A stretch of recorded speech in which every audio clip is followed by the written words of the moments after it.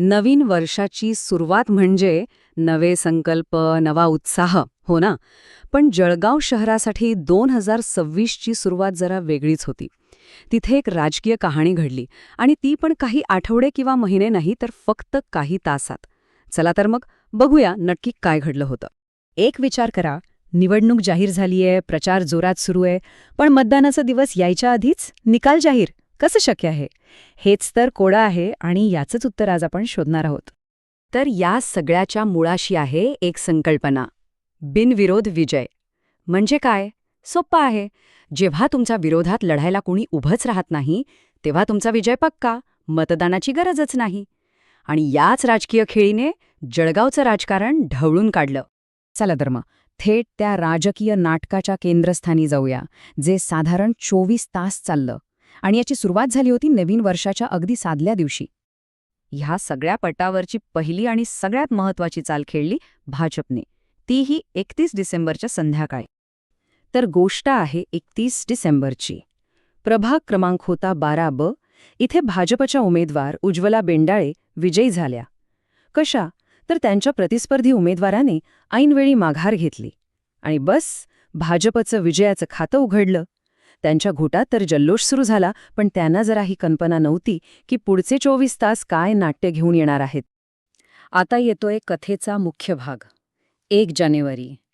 भाजपने तर आघाडी घेतली होती, पण शिवसेना याला कसं उत्तर देणार याकडे सगळ्यांचं लक्ष लागून होतं. नवीन वर्षाचा दिवस उजाडला आणि शिवसेनेसाठी एक चांगली बातमी घेऊन आला. सकाळीच बातमी आली की प्रभाग क्रमांक 18A मधून शिवसेनेचे उमेदवार डॉक्टर गौरव चंद्रकांत सोनवणे बिनविरोध निवडून आले आहेत.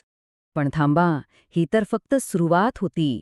दुपार होईपर्यंत तर या राजकीय खेळाला आणखी वेग आला.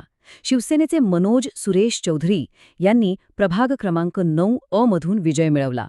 इथेही तेच घडलं. प्रतिस्पर्धी उमेदवाराने माघार घेतली.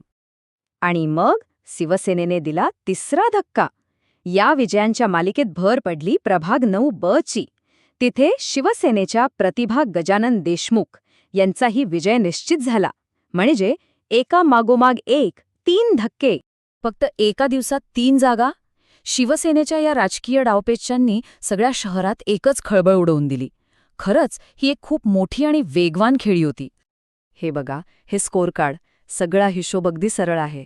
भाजपने 1 जागा जिंकून चांगली सुरुवात केली होती, पण शिवसेनेने एका दिवसात तब्बल 3 जागा जिंकून अख्खं राजकीय पारडं आपल्या बाजूने फिरवलं.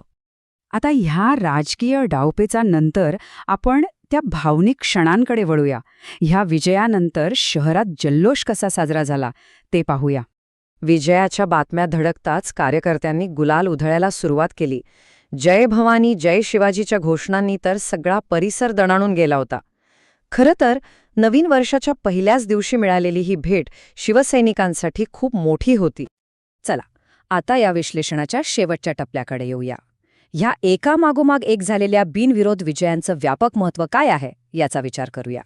तर या सगळ्यातून एक गोष्ट अगदी स्पष्ट होते, ती म्हणजे राजकारण हे फक्त मतदानापुरतं मर्यादित नसतं. पडद्यामागे ज्या हालचाली होतात, ज्या वाटाघाटी होतात आणि उमेदवार ज्या प्रकारे माघार घेतात, ते सुद्धा तितकंच महत्त्वाचं ठरतं. या बिनविरोध निवडींनी जळगावच्या राजकारणाला एक नवी दिशा दिलीये हे नक्की. पण एक प्रश्न मात्र मागे उरतोच, शिवसेनेची ही विजयाची घोडदौड अशीच पुढेही चालू राहील का? याचं उत्तर तर आता येणारा काळच देईल.